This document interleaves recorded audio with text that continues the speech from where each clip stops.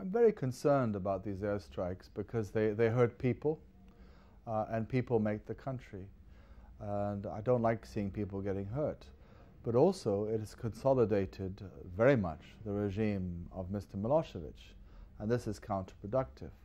I believe that NATO, acting in its new role as an offensive instead of defensive organization, did not think it through, at least the masters did not think it through what the consequences are.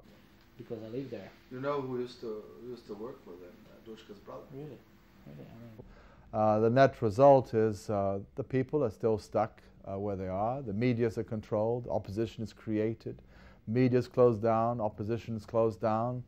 There's raiding, there's militias, there's Ministry of the Interiors running a country within a country. There's no hope. There's sanctions, never ending. There's 250,000 people leaving, intellectuals who want to seek a better future. There's problems in the universities. The government wants to control the universities. I don't think the West realized really what was going on. And now they had to face it, but they're doing it really what you might call meeting aggression with aggression.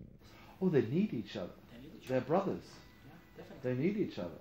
And I think which ways? The other ways really is that these leaders have amassed quite a personal fortune in the various capitals. Their businesses, as one might put it, go abroad into properties, and this is people's money. This certainly is not their money. A salary of a president can only be a few dinars if you think about it. But their properties go into neighboring countries, not too far away. We're talking about substantial millions of houses and yachts, offshore companies. I think personalized sanctions would have been better.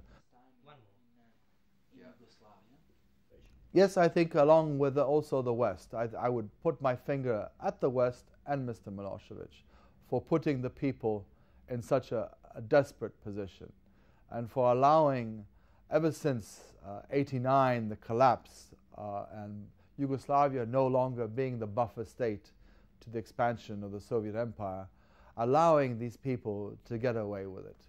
I think the West could have acted much more magnanimously and been firmer with all our leaders to bring a better future for the people of the former Yugoslavia, everyone. But it's interesting because of our brainwash about well, I think that my message is a very important one, that I'm against the bombing. I feel for them. I hate to see them suffering. But I would warn them against the excesses of the regime, and I would hope that the bombing stops and we can turn a new page where we enter into a democratic era into the 21st century and bring Yugoslavia, that's Serbia and Montenegro, and our neighbors into a democratic neighborhood and to be part of the brotherhood of nations and get investments going, all the reforms going. Think about it. Without it, there will always be a Stone Age.